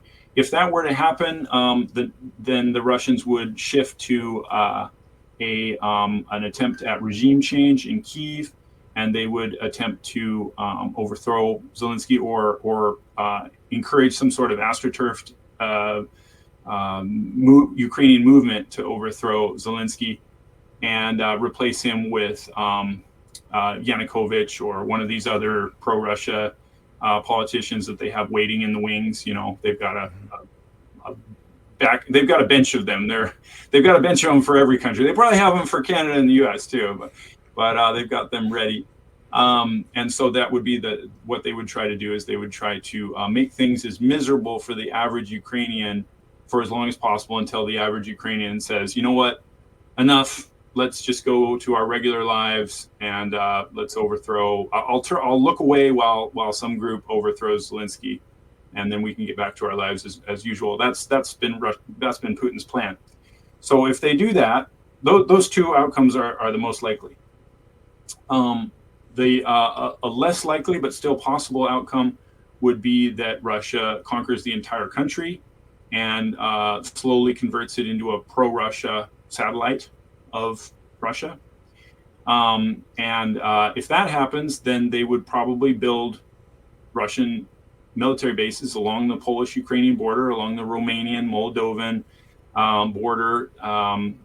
And if that were to happen, that would require NATO to rebuild the dozens of bases that we had, in West Germany and Poland and Czechoslovakia. One of those bases I served at 20 years ago, right after the Cold War, but the bases are still there. We would have to rebuild those along the Polish and Romanian and Hungarian Ukrainian border. And then we would have to staff them with hundreds of thousands of troops. So you're talking about trillions of dollars of defense spending that would otherwise not need to be spent. Now, would we need to build those bases if just the option one or option two overthrow of the country were completed? It's a question mark. There's a good chance that Putin would not build any bases next to the border just because he wouldn't want to provoke Poland. And Poland has one of the strongest militaries in Europe now. You could argue Poland has a stronger military than Germany now. So Poland's armed to the teeth. And so they probably are not going to be invading Poland anytime soon. But let's say they complete the takeover of Ukraine. They have a pro-Ukraine government installed. What happens next? So NATO would have to respond in some way, probably with a lot more troops. And you've already seen the increased defense spending by Western democracies, Western countries, Germany, France, Spain, all the rest, which is good. It's long overdue, frankly. So then the defense analysts that I've seen are, and actually this is not secret. They uncovered a Russian planning document for invading a part of one of the Baltic countries, probably Estonia. Estonia has a large number of Russian-speaking, Russian-sympathizing residents. Some of them are Estonian citizens. Some of them are Russian citizens that happen to live in Estonia. Same for Latvia and Lithuania, but to a lesser extent. And so this planning document showed that a plan for Russia to reconquer a part of Estonia that was traditionally Russian and had a very low population on it. of primarily Russian-speaking Estonians. And so if Putin had some little green men, right? Not Russian military. Oh no, they're Russian civilians on vacation with no insignias, right? If they were to go into Estonia and they were to take this little chunk of land and stop, then if the American president at that time and the head of NATO at that time says, you know what, we're not going to go to war for a couple square kilometers in Estonia that used to belong to Russia, that has people in it who are happy to belong to Russia again or be Russian citizens again. If they say that, then essentially NATO no longer exists because Article 5 will no longer carry any weight. And so that was what this Russian defense planning document said, is that if they can essentially drive a wedge within NATO and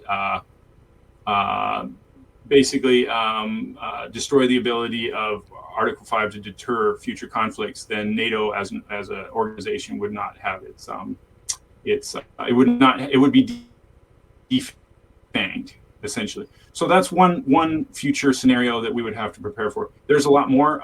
Russia probably, based on the poor performance of its military and how much they've had to drain their economy to pour into this conflict in Ukraine, probably they're not going to be picking any major fights with anyone again real soon. Plus, I don't know if you're following events in Georgia, but they might be involved there sometime soon. So their focus after Ukraine would probably shift a little bit. And plus,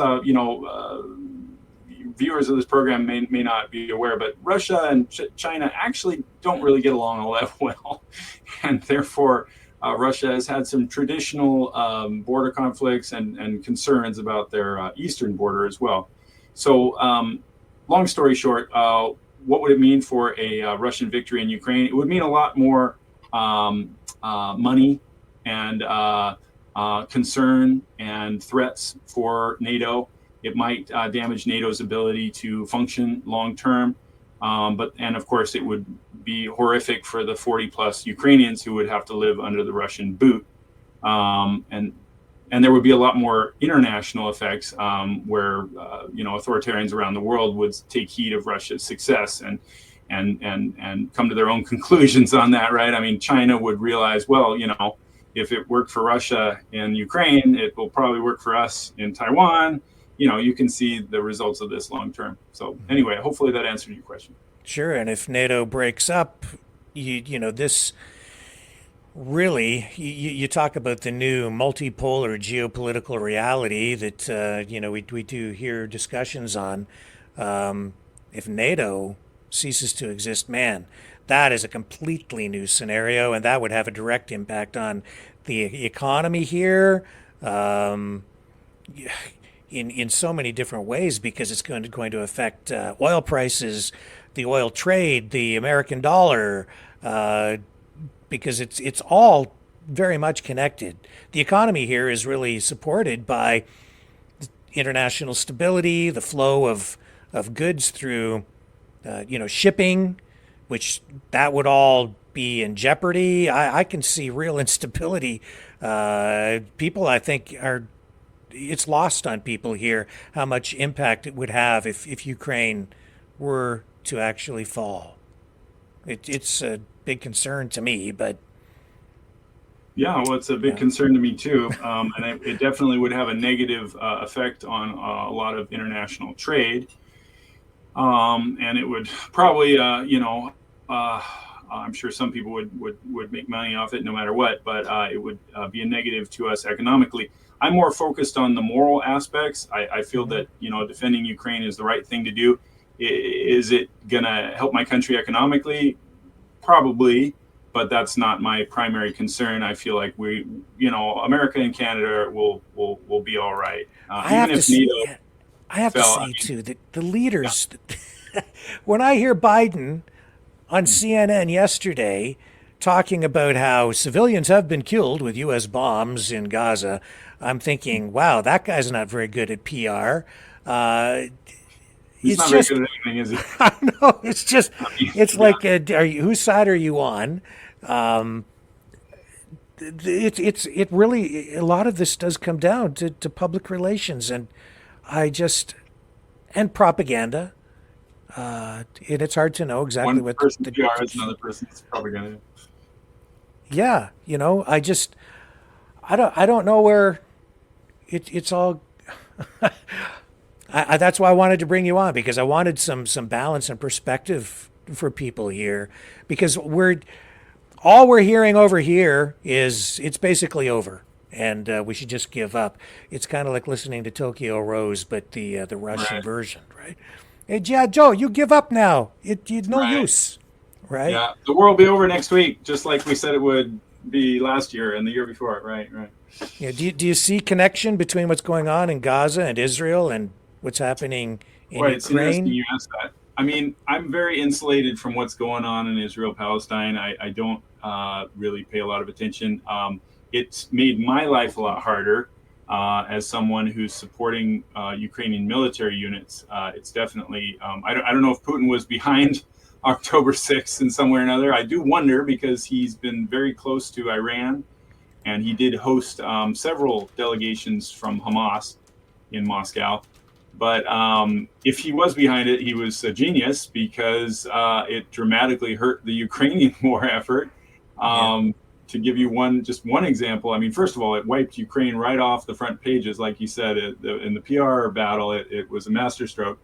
And then a lot of the donations dried up, because people are giving it to either one side or the other side of the Israel-Palestine thing. And then for me, if I'm trying to buy PVS 14s in bulk, I couldn't buy them. I mean, I could buy them off Amazon for $1,000 markup, but otherwise I couldn't get them for any normal supplier for 2 months, because Israel was buying every single one they could. So it really, and there were some other impacts too, but I don't know if you're aware, like go ahead. the date of the Hamas invasion and the attack is actually October 7th. And do you know when Vladimir Putin's birthday is? When? October 7th. Okay, I was unaware. Wow. I'm just saying. Well, I think the delegations from It's the Hamas gift that keeps on giving. for sure. No, I mean, he definitely benefited from that. Of course, a lot of other people suffered it. The terrible thing. I try not to pick a dog in that fight. I think it's unfortunate what's happening to both sides. I'd love for there to be some sort of a peace, and some sort of peace, and some sort of a trustworthy government in the occupied territories in Gaza and in it's not occupied, excuse me, but I'm using Ukrainian terms, but in Gaza and in the West Bank. Yeah, just to show people I'm not making it up. Okay, that's Vladimir Putin's birthday, October 7th, 1952. That's funny. I did not know that. Yeah. Crazy. Yeah. Hey, folks, don't shoot the messenger. Okay, you guys in the chat. I'm just saying. It's all Rick's fault. He planned I it. know. I have to tell you, like, some people's heads were blowing up around here after I had you on the first time, and I think they're blowing up again tonight for some of these folks, because, there is absolutely a Disconnect. yeah. Anyway, man, I just don't know. This is such an interesting conversation. Carl, I'm not sure where to take the conversation from here. I just where can people get in touch with you or find out more? Tell them about your website and your contact info. Sure. Yeah. So I mean, we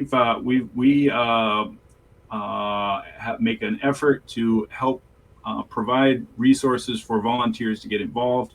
Our goal is to make it easy for anybody on the planet to support Ukraine and really support the cause of freedom. We've got a number of resources here. So, I mean, on our website, we've got guides to buying, I don't know if you can see that, buying drones, buying night vision, buying, that's kind of, there we go, buying night vision, buying vehicles. We just bought our 10th Humvee this last weekend. I'll be working on it this weekend. It's a beautiful ambulance Humvee. We're going to get it over there in less than a month. I'm super excited about it. So we've got lots of ways that people can get involved. There's lots of projects on PR to fight Russian propaganda.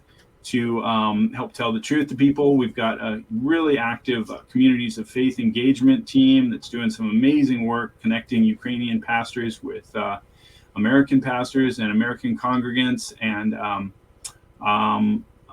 just really telling the incredibly impactful stories of Russian persecution of Christians in the occupied territories, just horrific stories. I think I have a really good packet on that. So we're doing a lot of outreach in churches, in synagogues, both churches, Catholic, Orthodox, and a lot of evangelical churches. So Washington State has the one of the largest concentrations of Ukrainians in the country, and frankly in the world. Got about 200,000 here. They're primarily evangelical, and so we do a lot of presentations at their churches. And we try to connect them with American pastors and reverends to pray together and work together to help free the Ukrainian people. So there's lots of ways, lots of projects that people can get involved in. They can just go to the website and fill out the form, and it'll go to our onboarding team, and we'll reach out and identify how, what would be interesting for you to work on. We've got several weekly Zoom calls people can join. Of course, if they're here in Seattle, they can come in person to our in-person meetings on Thursday nights.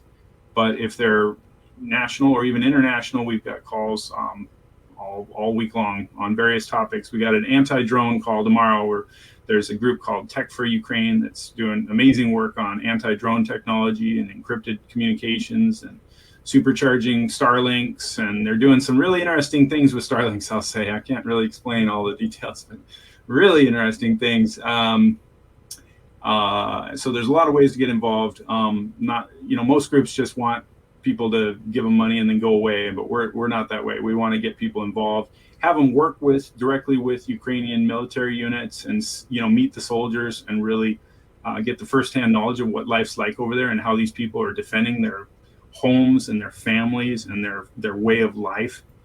It's really a life-changing experience to talk to these people and see how they're really fighting for their freedom and for our freedom. So yeah, if people want to go to the website, they're welcome to contact me that way.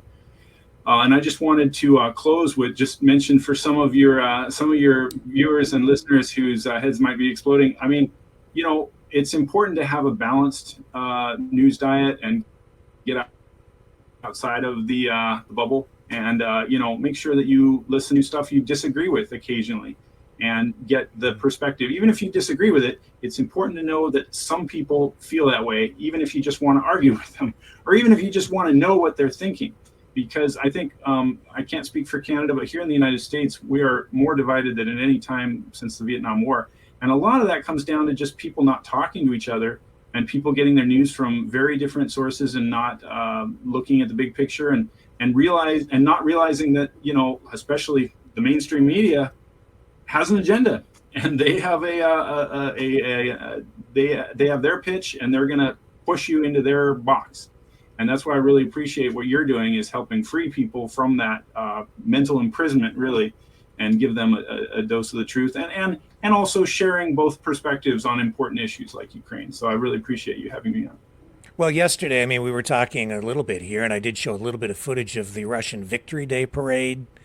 That is very much part of the Russian PR machine, right? Both domestically and internationally. And when I'm watching that stuff, I'm like, wow, that's pretty impressive, and very high production value on the video side. And they've got cranes for the video cameras, and it's beautifully shot. And this is sending a message around the world of power, organization, public support for Putin, for the war effort, very patriotic. Here in the West, I'm not seeing as much of that, but that I think is because we live in a kind of a free, open society where people are allowed to express their opinions and, are even vulnerable to, I think, foreign information warfare. So we've got more chaos over here. It might not come off as being as patriotic, but it certainly is, I think, to a degree, freer. It might seem very regimented over there, but, maybe it's better if we're not all goose stepping. Yeah, but parade, right? Trump wanted to have a military parade, and he's absolutely right. And they shot him down because they didn't want to pour a bunch of extra concrete in Washington D.C. because tanks destroy streets, right? I know I was a tanker. But I mean, I don't know why we couldn't do that. I think a large number of Americans, I mean, there's going to be some people who are like, "Ew, tanks, gross," whatever. Those people don't have to watch.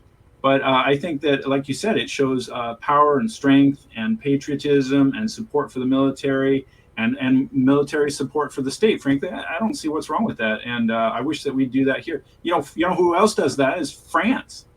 I mean, France hosted Trump. And for one of those military parades, I think it was on the Champs-Elysees, and he was very impressed. Why can't we do that? I don't know. Yeah. Well, Carl, thank you so much for, again, spending the time here with us tonight. I think it's super important to provide the balance and, various perspectives on this. Otherwise, people can't really make an informed decision. You can't do that with just one perspective or one side of a story. So I'm really very appreciative. Well, of course, happy to be here. Happy to come back any other time. And if any of your viewers want to get in touch, I'd be happy to talk to them. I think that there's a great way. Now is the time. This is our fight. So thanks for having me. Okay. All right. My pleasure. And look forward to having you back again. Ladies and gentlemen, Carl Larson, Crane Defense Support. I'll be back right after this. Don't go away.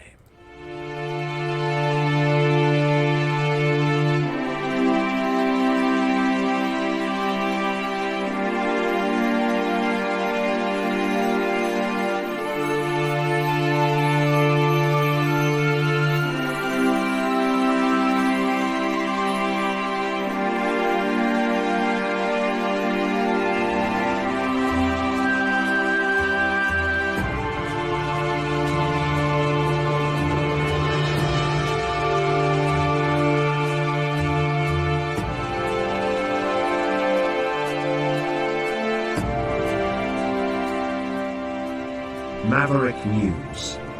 The world is watching.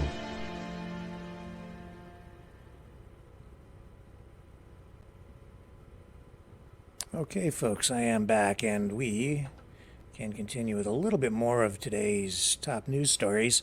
One of the things that I did want to talk to you about is this big geopolitical, not politics at all. It's like a geomagnetic super solar storm that is it's brewing out there, and the first waves of these solar flares, the energy coming from that, have started to hit Earth now. As a result, I guess we're going to see some spectacular northern lights.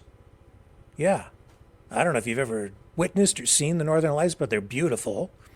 Here in Canada, and certainly up north you get to see them, but they're going to be so powerful, from all that I'm reading and hearing about this, that they'll be visible potentially even from as far away as Texas. So that's pretty cool. As a result, we're getting a bunch of different media, like even local media down as far as Texas and over in Seattle. They're talking about this. I think it's going to be more spectacular than the eclipse we just went through. Here's this is Fox 4. I'm going to run a couple of reports from local media outlets. This is Dallas, Fox 4. Here's what they have to say about it. This is pretty cool stuff. Let's listen in. The strongest solar storm to strike Earth since 2005 is on its way tonight. Because of that, NOAA did issue a geomagnetic storm watch for the planet Earth. This is due to a G4 class solar storm, which is severe on the scale. Now, some of the effects that we might see from this tonight are possible voltage issues to the power grid up north. Disruptions are possible to satellite navigation as well, and auroras could be possible all the way down to the Gulf Coast tonight, especially on the horizon. If you want to have a good shot at seeing this, you are going to have to get out of areas of light pollution and also use a camera as well to see it best on the horizon. Now, if you really want to see it tonight, you're going to have to go north up into places like South Dakota, Minnesota, Illinois, Michigan, and especially up into Canada. Yeah, up here in Canuck Land, where the northern lights look like this. Let me show you some videography. This is not tonight. This is recorded footage dating back to, this was actually 1 year ago, but this is footage shot in Canada, northern Canada. And look at the beautiful northern lights, man. There's some music on this, but I'm going to take that off so we don't get a copyright strike. But look at this stuff. So this solar storm, which is having an impact on conditions here on Earth tonight and over the weekend, you're going to see a lot of this stuff. And it's going to be so powerful, these lights will be visible potentially as far away as Texas. So very unusual. I'm going to spend some time tonight. I'm going to go out, walk my dog, and take a look and see if I can get a gander at, what do they call these? The Aurora Borealis?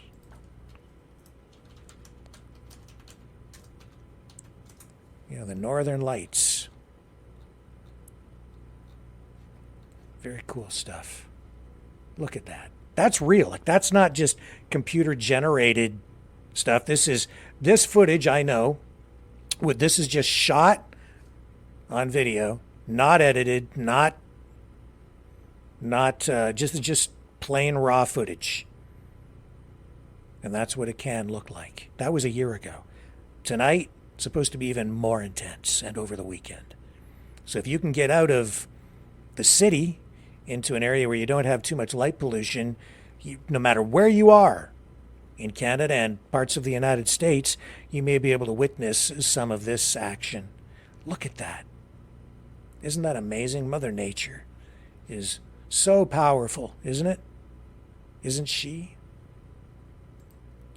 Beautiful stuff. It kind of puts things in perspective, doesn't it?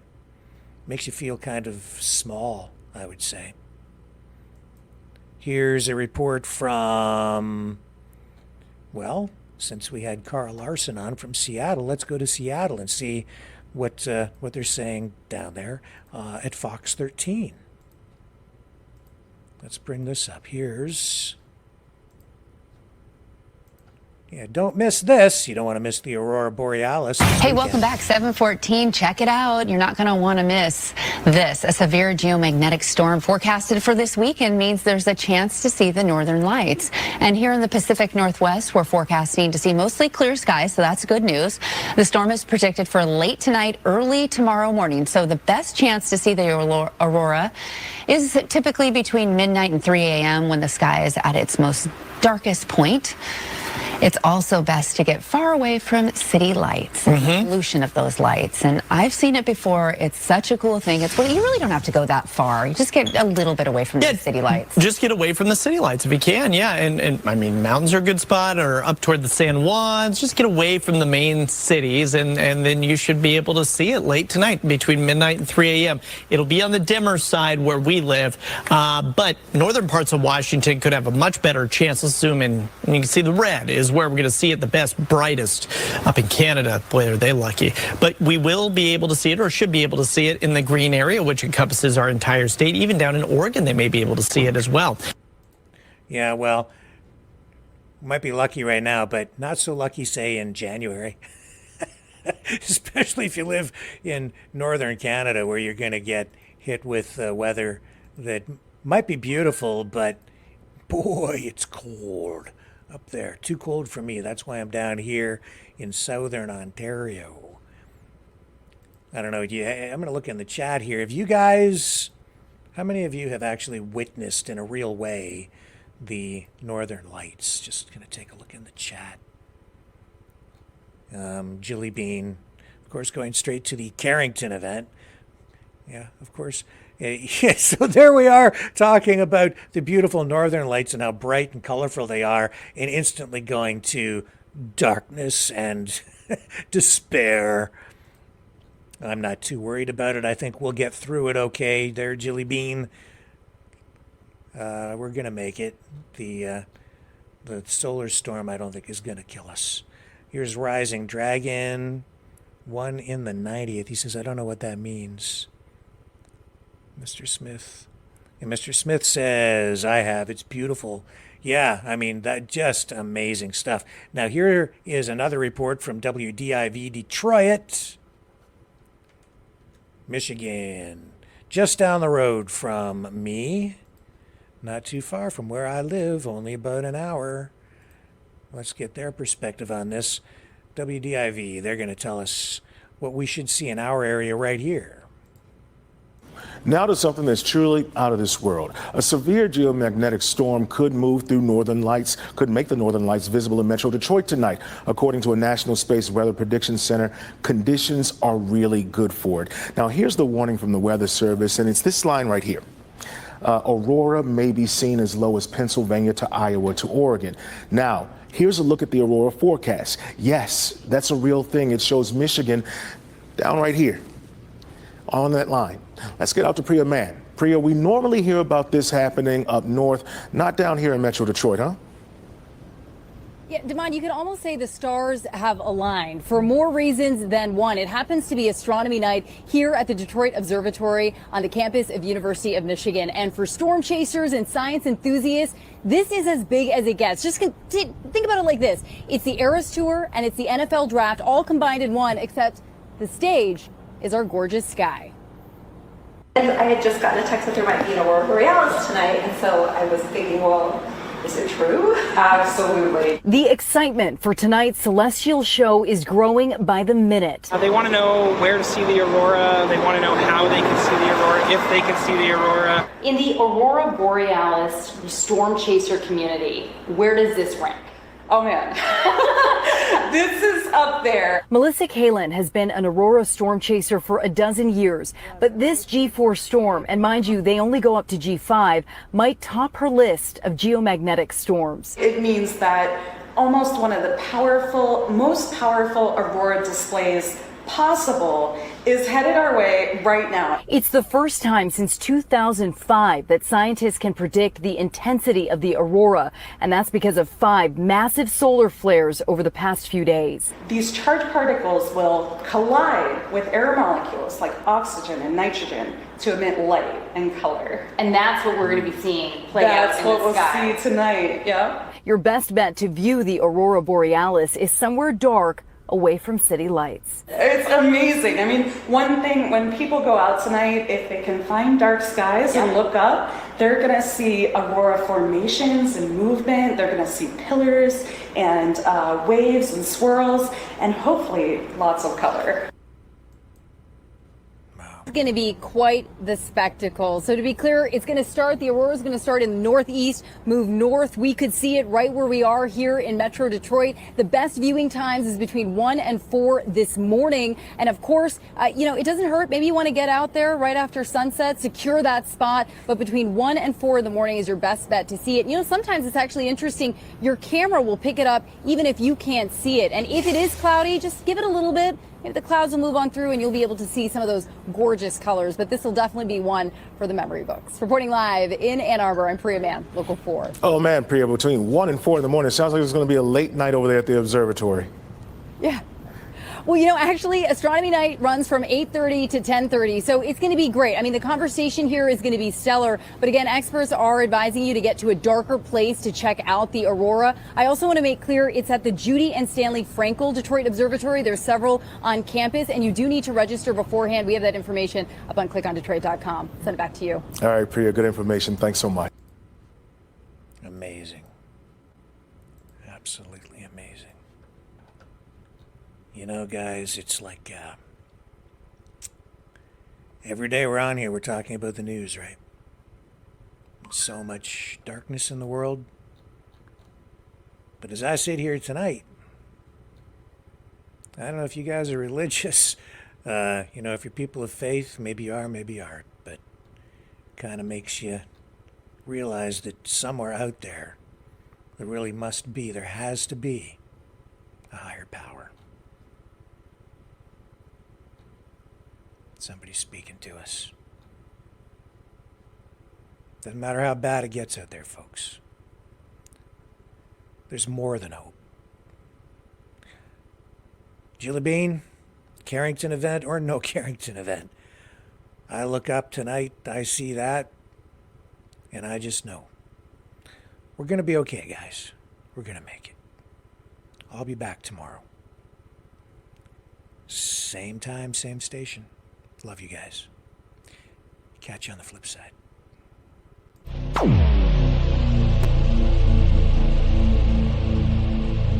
This has been a Maverick Multimedia production.